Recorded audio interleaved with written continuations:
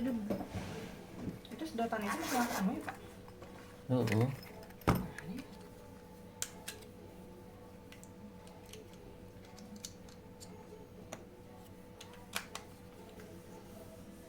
Dibolongin lagi aja kok itu nanti baunya keluar. Oh dicabut aja. Lalu Yesus berkata kepada murid-muridnya, setiap orang yang mau mengikut aku, ya harus menyangkal dirinya, memikul salibnya, dan mengikut aku. Guys, he wants to sit there. Udah mulai. Apa itu tuh? Ada mau di bangku papa?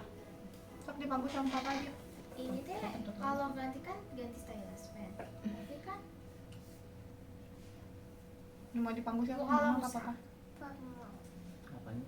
stylus pennya yang ujungnya itu. Yang ujungnya kalau rusak ada cadangannya. Tapi kalau stylus pennya hilang ya nggak berfaedah. Udah di play, Enggak. udah di record. Yuk, berdoa sih. Seneng ya dek, doain juga. Untuk kami yang di surga, kami bersyukur bisa menyiapkan bahan untuk hari Minggu nanti. Kami menyerahkan proses yang akan diupayakan untuk menyampaikan bahan melalui podcast video ini. Kiranya Tuhan bekerja melalui perekaman pada siang hari ini. Kami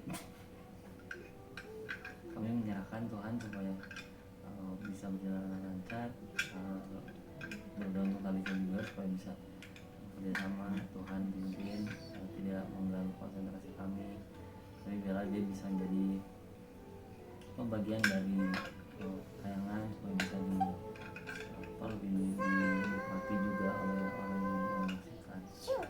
Kami menyerahkan upaya penyampaian bantuan ini, biarlah Tuhan terus bekerja di tengah murid kami, kelas pemuda-pemudi, juga orang-orang lain yang menyaksikan video ini. Tuhan yang memberkati, Tuhan memakai video ini untuk menyatakan kehendak Tuhan pada masing-masing mereka. Terima kasih Bapa di surga, kami serahkan doa kami dalam nama Tuhan Yesus. Amin. Ambil sendiri. Jangan dijatuhin ya, ini udah mau rekaman, oke? Ada apa nih?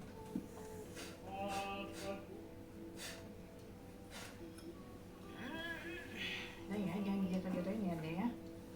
Konsentrasi. What is that?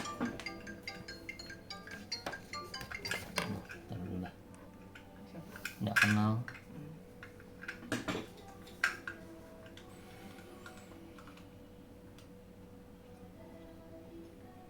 Oke, Deh, recording bener ya? udah Oke. recordingan. 3, 2, 1. Selamat pagi pagi. semua. Selamat berjumpa lagi. Oh, kita sekarang ada di triwulan kedua ya. Iya. Pelajaran yang pertama. Sama di bulan April ini juga. Jadi ini melanjutkan sekarang ada di tema tribulannya adalah murid yang menyangkal dirinya. Mengikuti Yesus. Ya. Kan yang kemarin menyangkal diri. Sekarang Mengikut. mengikut Yesus. Tapi nggak tahu apa itu. Murid yang mengikut Yesus. Saya lupa. Tadi. Coba di handphone kamu. Oh iya di sini. Nggak ada, itu saya nggak nyatet. Murid Kristus memikul salibnya. Oh.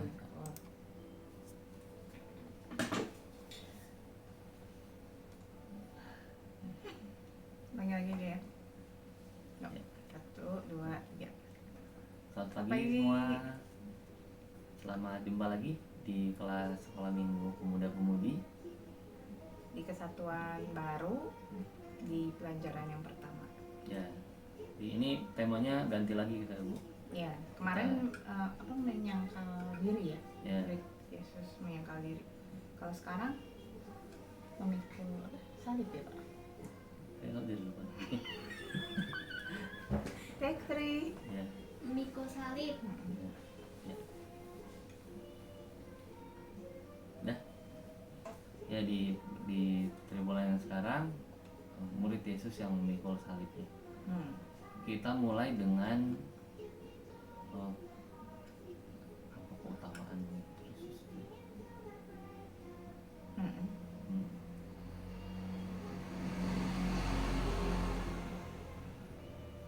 Ya, jadi kita mulai dengan pelajaran pertama ini, judulnya keutamaan mengikut Kristus, mengikut Yesus. Kira-kira maksudnya apa saja hal yang utama dalam mengikut Yesus gitu. Diambil dari Lukas 9 ayat 57 sampai 62. Ya. Sebelum kita lanjut, kita berdoa dulu. Baik, mari saya akan memimpin dalam doa. Tuhan Yesus, kami mengucap syukur karena pagi hari ini kami boleh kembali dipersatukan dalam kelas sekolah minggu. Kami mengucap syukur karena Tuhan terus menyertai kami. Kami memasuki triwulan yang baru Tuhan di 2022, dan biarlah kiranya apa yang sudah disiapkan oleh tim penulis buku sekolah minggu boleh terus memberkati kami, boleh terus membuat kami rindu untuk belajar firman Tuhan dan mempraktikannya dalam kehidupan kami. Kami serahkan Tuhan Yesus jalannya pelajaran kami pada pagi hari ini. Biarlah Roh Kudus yang bekerja di dalam hati kami masing-masing, sehingga apa yang mau Tuhan sampaikan boleh terkatakan pada kami setiap pribadi. Terima kasih Tuhan Yesus, hanya di dalam nama-Mu kami berdoa dan mengucap syukur. Nah, ayat hafalan mungkin Pak. Ya, kita lanjut ke ayat hafalan. Ayat hafalan diambil dari Matius 16 ayat 24. Lalu Yesus berkata kepada murid-muridnya, setiap orang yang mau mengikut aku, ia harus menyangkal dirinya dan memikul salibnya dan mengikut aku. Ya, ini memang enggak, tapi ayat kita bukan diambil dari Matius, teman-teman. Diambilnya dari Lukas 9. Pendek sih, cuma berapa ayat nih? Dari 57 sampai 62. Tapi ya kan pengajaran Tuhan Yesus padat biasanya. Iya, betul. Nah, kalau teman-teman sekarang bawa Alkitab, boleh dibuka bersama-sama ini di Lukas 9 ayat 57 sampai 62. Perikopnya bilang hal mengikut Yesus. Nah, kita masuk poin yang pertama dulu kali ya Pak ya. Di poin yang pertama ini ada di ayat 57 dan 58, saya bacakan. Ketika Yesus dan murid-muridnya melanjutkan perjalanan mereka, berkatalah seorang di tengah jalan kepada Yesus, "Aku akan mengikut engkau, kemana saja engkau pergi." Yesus berkata kepadanya, "Serigala mempunyai liang dan burung mempunyai sarang, tetapi anak manusia tidak mempunyai tempat untuk meletakkan kepalanya." Memang sepertinya kalau dibaca itu apa maksudnya, tapi kalau kita melihat konteks pada waktu itu, rabi-rabi Yahudi bukan hanya Tuhan Yesus ya. Ada banyak rabi waktu itu, ada banyak orang yang mengajar, misalnya mengajar tentang masa depan, tentang kebaikan hidup, gitu-gitu. Nah, makanya orang Farisi bilangnya rabi gitu, Yesus tuh guru gitu maksudnya. Nah, guru pada waktu itu orang yang memimpin, memberitahu, mengarahkan orang lain, punya jemaat itu punya keuntungan biasanya secara duniawi ya. Mereka ada sebagai rohaniawan, mereka memang kan di atas posisinya, mereka di atas kaum jelata gitu. Walaupun enggak gitu ya, walaupun enggak akan sampai tinggi misalnya nih imam atau misalnya mereka lebih tinggi dari orang-orang yang wakil kerajaan Roma waktu itu. Tetap aja di bawahnya mereka. Tapi secara apa ya, finansial gitu, tetap mereka ya. Punya kelebihan gitu ya, dibanding ya. orang awam ya, gitu. Ya. Nah, jadi waktu murid itu datang Tuhan Yesus terus mau ngikut, saya mau ikut dong dengan Rabi gitu.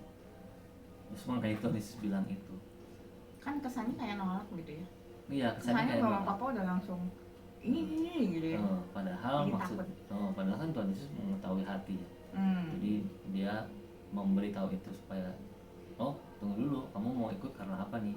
Kalau karena hatimu, oke. Tapi kalau karena iya. Jadi gitu ya teman-teman, maksudnya bukan Tuhan Yesus menolak orang yang mau mengikut dia. Justru kan Tuhan merindukan semua orang percaya padanya untuk keselamatan, tapi bukan motifnya. Kalau misalkan tadi yang dijelaskan Pak Arsendi, ada kemungkinan orang ini mencari keuntungan-keuntungan lain. Nah, walaupun memang kalau kita sempat lihat di bagian yang lain, Tuhan Yesus juga bukannya, maksudnya orang bisa melihat atau berharap ada keuntungan itu kan karena mereka juga melihat perjalanan Tuhan Yesus itu bukan betul-betul orang yang gak ada modal lah ya, gitu ya. Ya.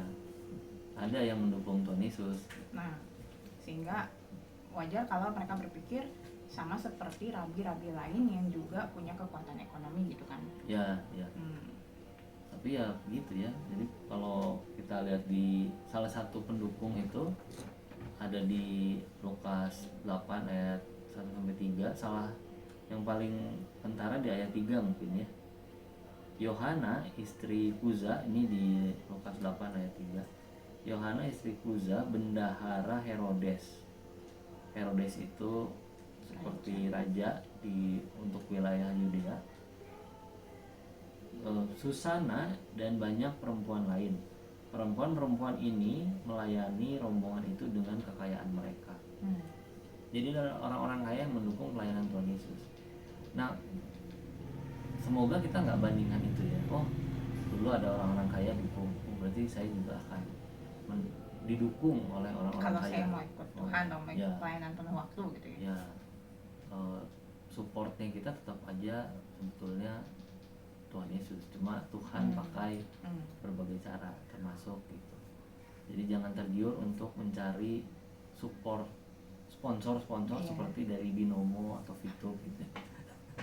Tolong bertobatlah supaya kita nggak kayak Indri Benz yang diparodiin sama Crazy Rich beneran gitu.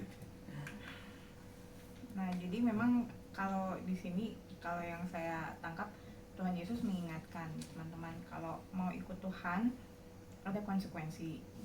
Bukan hanya berkat gitu ya yang Tuhan bisa limpahkan, tapi juga soal keterikatan kepada dunia itu mau dipatahkan juga. Kita udah belajar ya di kesatuan lalu itu soal keterikatan pada harta.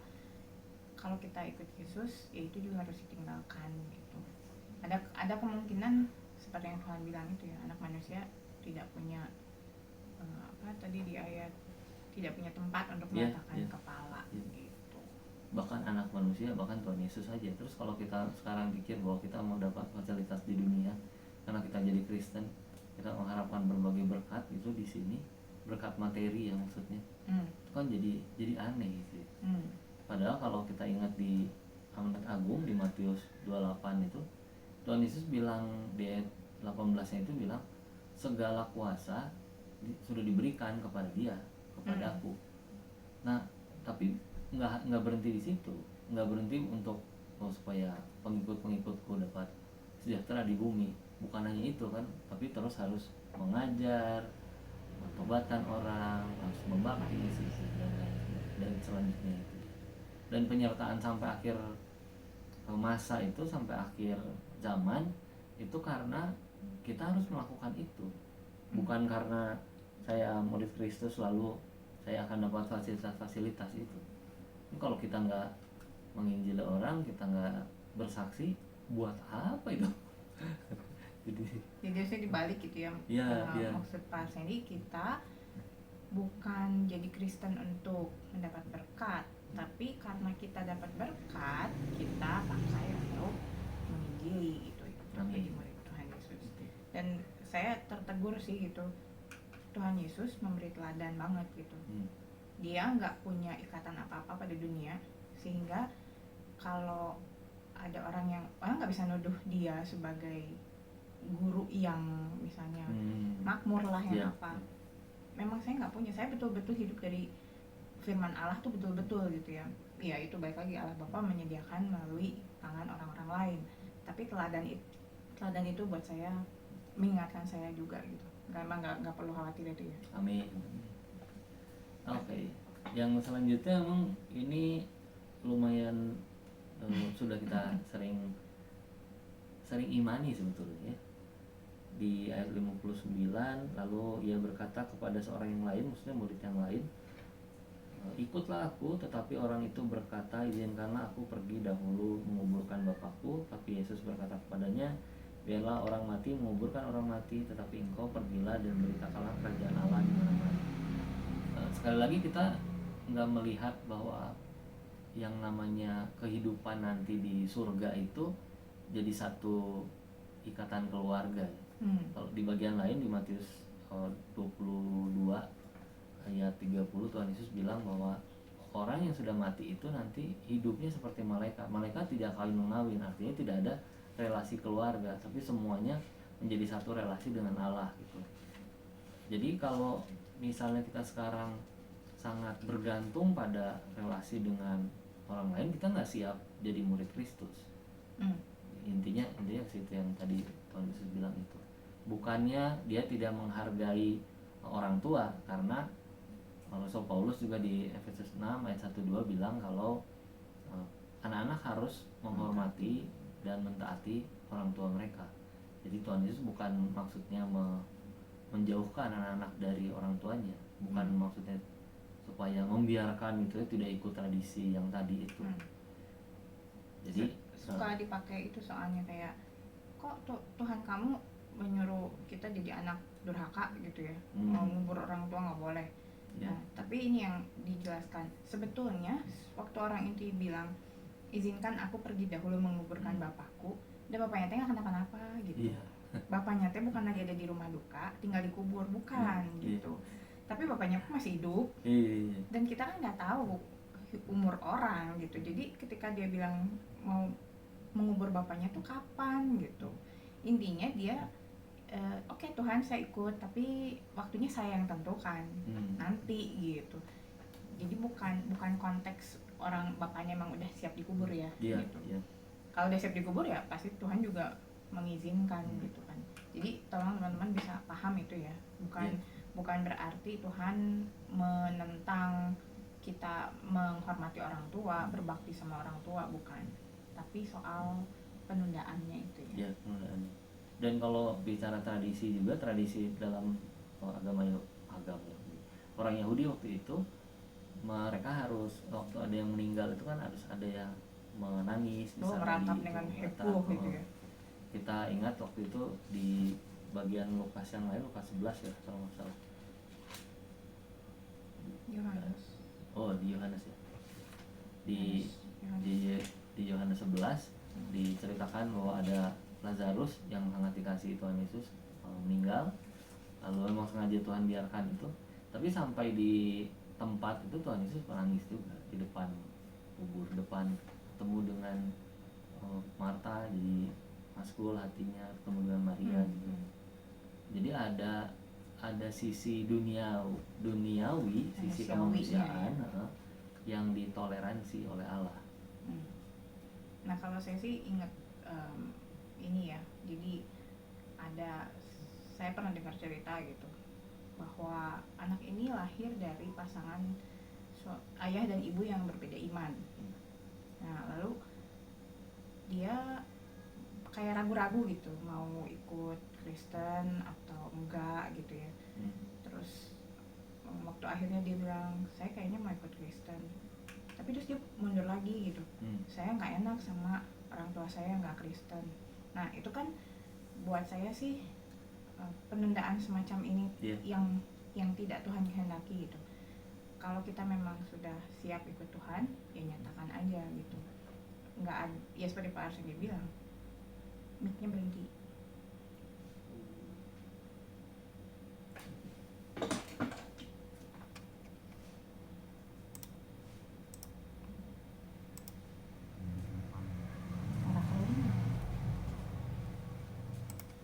Kubur depan ketemu dengan masih dengan Jarus. Pause dulu.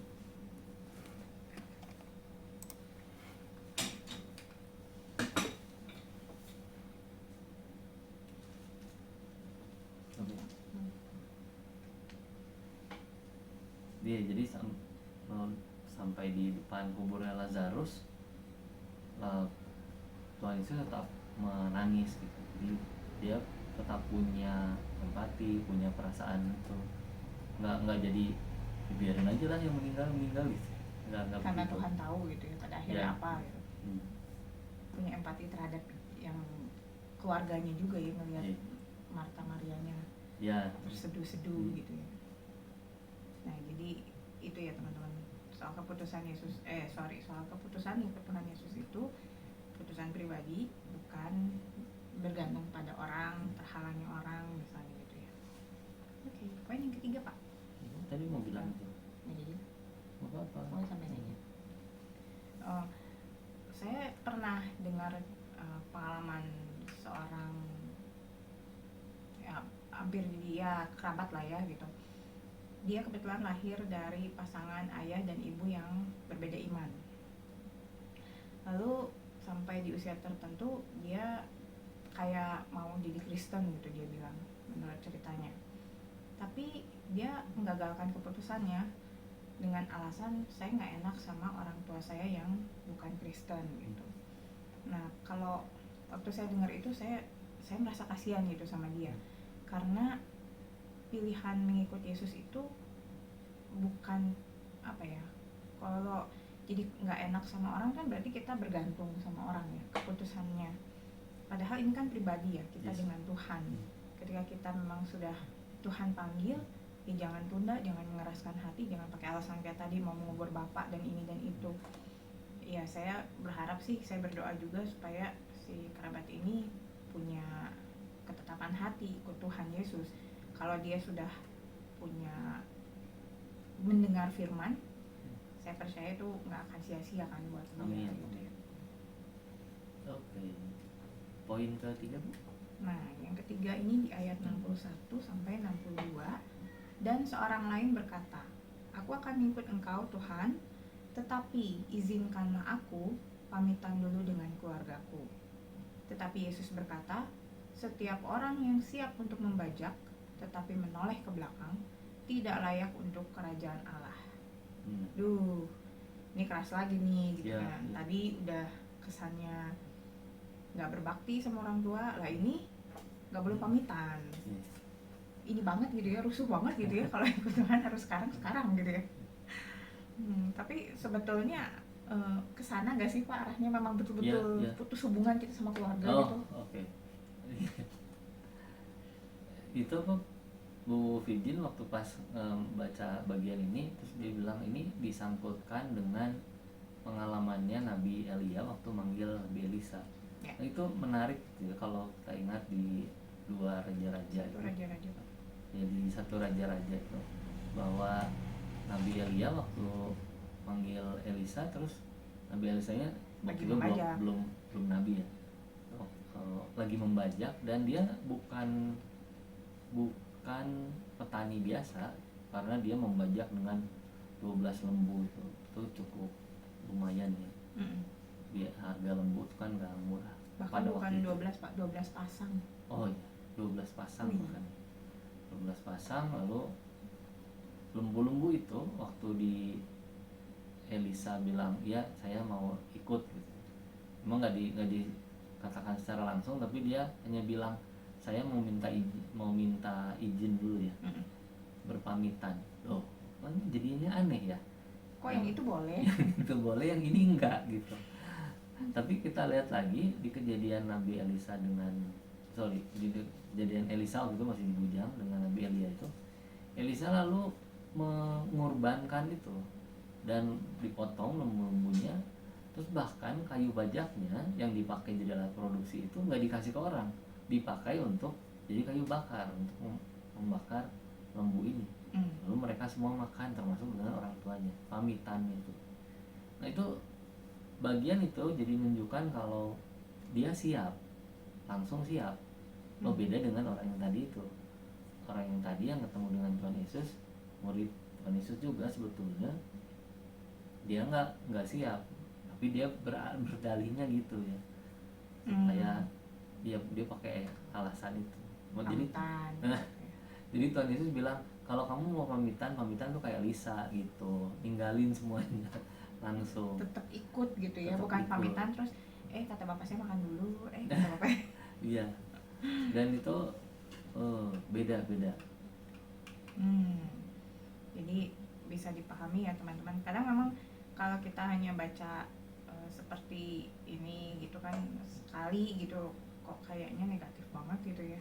Tapi ketika kita mengerti bahwa di balik pernyataan-pernyataan yang kayaknya baik itu ada motivasi lain, dan Tuhan Yesus memberi penjelasan juga apa yang sebetulnya harusnya dilakukan, kita jadi lebih paham.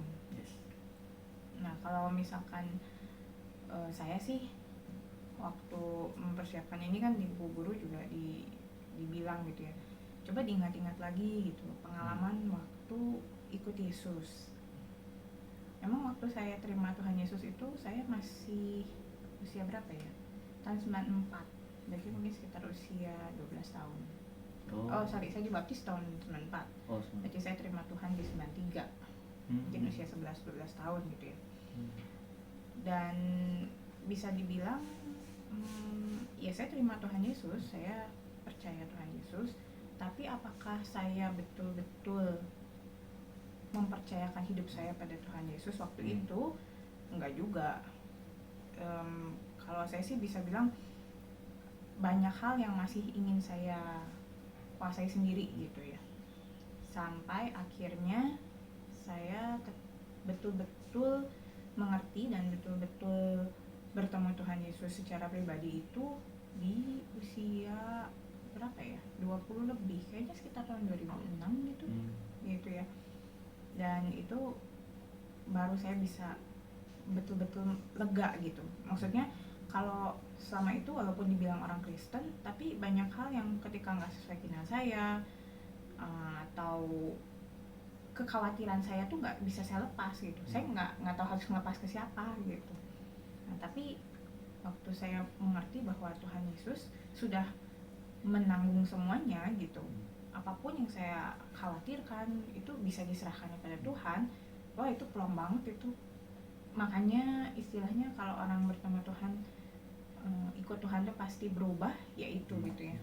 Karena yaitu mengikuti Yesus itu bukan untuk cari keuntungan, bukan karena ada orang lain yang udah nggak bisa ya, kita nggak bisa jadi Kristen bisa, tapi jadi murid Yesus itu harus sendiri, nggak bisa karena orang lain. Walaupun waktu itu kan saya lahir keluarga Kristen kayak gitu, tapi tetap perjumpaan itu harus saya alami sendiri. Kalau nggak saya nggak bisa bilang Tuhan Yesus itu baik gitu, karena saya cuma tahu aja, nggak mengalami sendiri gitu. Jadi juru selamat papi mami saya, bukan juru selamat saya. Dan nggak bisa nebeng ya kebetulan kalau teman-teman belum tahu gitu ya, maaf loh.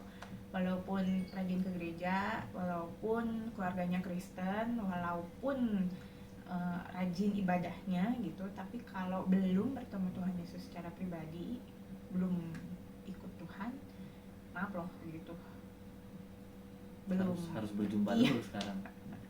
Betul itu teman-teman, bisa. Makanya mengikuti Yesus itu bukan sesuatu yang gimana ya, bukan sesuatu yang bisa hanya didengar gitu.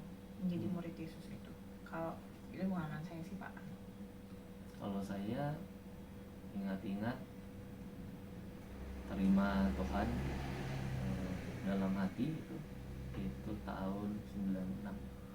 Tapi setelah itu kehidupannya belum berubah. Jadi memang ada seperti apa ya, seperti kalau melakukan sesuatu itu suka ada yang ngingetin sebetulnya, tapi saya terobos aja. Jadilah Roh Kudus sih udah ada gitu ya. Iya. Tapi dipadamkan aja gitu. Iya. Nantilah saya lebih dipimpin sama ego gitu. Sampai akhirnya ada satu peristiwa saya nggak bisa lari kemana lagi gitu. Udah nggak tahu mau gimana lagi, baru balik kepada Tuhan. Nih Tuhan, saya nggak tahu nih mau gimana lagi. Nah itu apa ya, Tuhan tuh menunggu, kalau orang bertobat tuh menunggu yang begitu. Saya ngalami juga waktu pas ngelepas dari rokok kan gitu, udah nggak tahu, terus jadi udah Tuhan saya nggak tahu nih mesti gimana lagi. Iya. Didoakan dan doa sendiri sih itu, dan ya Tuhan lapangkan jalannya gitu. Tuhan mudahkan itu, bisa lewatin proses itu. Ya, jadi istilahnya kayak kata ikutlah aku itu benar-benar panggilan buat setiap orang, masing-masing pribadi teman-teman. Nah, kami berdoa supaya teman-teman juga bisa punya pengalaman bersama Tuhan, kenal Tuhan. Memang di usia ini, maksudnya saya dan Pak Arsendi kan sudah lumayan lanjut gitu ya usia gitu. Tapi kalau teman-teman kan ada di usia-usia pergumulan yang ya pemuda remaja, itu memang nggak gampang gitu. Untuk ikut Tuhan di usia kalian memang perlu apa ya, kedewasaan rohaninya itu ya. Perlu ya banyak pergumulan, tapi Tuhan terus panggil ikutlah aku gitu, buat teman-teman sekalian. Iya, kalau boleh menyarankan seperti yang dulu guru sekolah minggu pertama atau Madia ya, Bu Madia kalau nggak salah, Madia udah SMP kelas 1 ya. Iya, berarti guru pertama saya bilang baca aja Alkitab itu. Mungkin hari ini kamu nggak tahu artinya buat apa, tapi baca aja tiap hari. Baca dari satu perikop, satu ayat mungkin, tapi lakuin aja, dan itu membuat firman itu tetap ada di dalam hati pikirannya kita. Betul. Karena balik lagi apa sih, firman itu dari pendengaran juga ya. Yeah.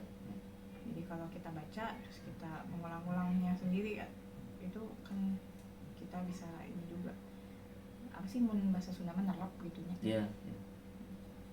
Gitu teman-teman. Ya, tetap semangat, tetap setia mengikut Tuhan. Oke, kita berdoa ya sebagai penutup.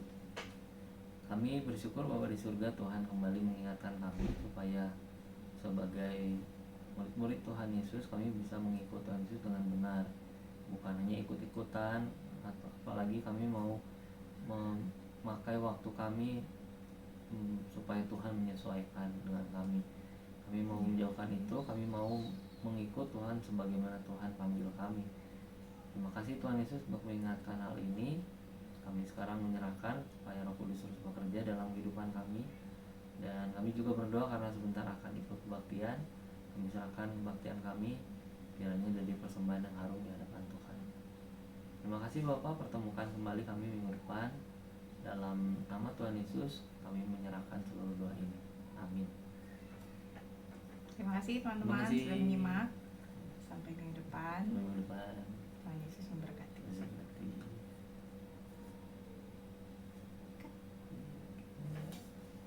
Kemarin ngomongin soal itu ya. Ya, nggak usah diulang lagi. Kenapa Pak?